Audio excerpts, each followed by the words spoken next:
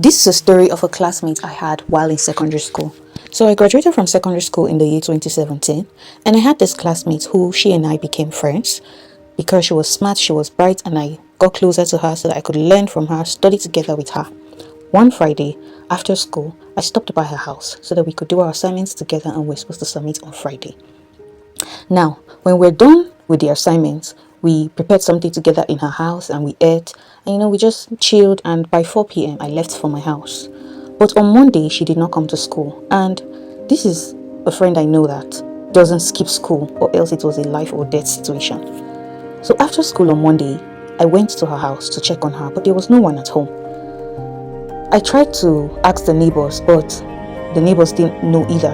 And for some that lived nearby, the expression on their face made it obvious that all is not well. So I left. After a week and 4 days, she came back to school. And I asked her, what's up, what was wrong?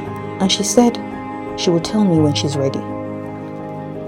I pondered on those words and wondered what could have been wrong that made her miss school, and what could have been so wrong that she has to be ready to tell me. I mean, we were close, not that close, but we were close. Close enough to tell each other a reason why we couldn't come to school. But I guess the situation was serious. So one day, while we were coming back from school together, she talked about how that Friday, when her parents both came back from work, they were robbed. The criminals shot her father on the head and he died instantly. They stole the wristwatch that was on his hand and they assaulted her mother and herself. Guys, I pondered on that information she told me, and there were goosebumps on my body. I could not relate or understand just how traumatic that experience must have been for her, but I knew that I sympathized with her. We finished our SSC exams, and that was the last time I saw my friend until 5 years later, and then we came across each other when I'd gone to buy some supplies from the supermarket. We greeted, we said our highs and hello, we hugged just to show how much we missed each other and how long it has been. And we exchanged contacts. And then before we parted ways, she told me of how she was preparing for her wedding and how she would like me to join her bridal train, which I accepted. I mean, this is my friend. And so we started talking about the wedding preparations. With time, she introduced me to the man she was going to marry. He seemed like a nice man. And then one night, she called me around 2 a.m. to come pick her up that she was stranded. I left everything I was doing because I was working online, and I went to pick her up. I saw my friend looking tattered with just her phone in her hand. And all she said is she didn't remember carrying anything else besides her phone when she ran out. And then I asked, ran out from where? But then she said she didn't know how to start talking, and there was shiver in her voice. You could see her shaking and goosebumps all over.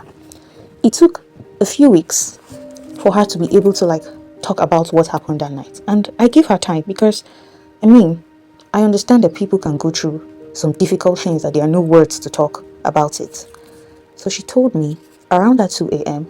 she was helping her fiancé to pack because he was leaving on a business trip. And so while packing his suitcase, she came across a watch, and that watch brought back a memory, like a deja vu experience. And she asked him about the watch, and then he said in his past life, while he was still doing bad, that there's a family he robbed, and he killed the father and assaulted the mother and the daughter, and he took the wristwatch from the father. He said he was able to sell other valuables, but for some reason, he couldn't bring himself to sell the wristwatch.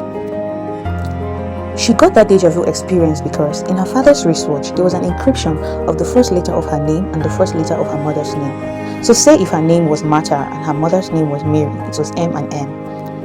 And so that was why she first got that experience. And hearing the man she was about to marry be the one that caused the trauma that her and her mother faced, she said she did not know what action to take. It was as if her body just moved in accordance with the mind, but not with the heart. She didn't know what she was thinking, so she left. And that was why she called me at that time. Now, the pastor that was supposed to officiate the wedding talked about how 3 days after the incident that her to-be husband committed, he came to church and he turned a new leaf. And that he was not the same person he was. Now the matter on ground is, will she be able to forgive him and move on from the past? Will she be able to actually move on from the past? I asked my friend recently what she was thinking, At the moment, the wedding is on a pause. She's still deciding whether to call it off or to go on with it. Meanwhile, she said if she's to go on with it, she's not sure how she will see him, let's say 2 to 3 years down the line, and how she would feel about him whenever she thinks about the trauma that she experienced while she was young. So I want to ask you guys, what is your opinion? What is your advice? What is your suggestion? What input can you give to this story?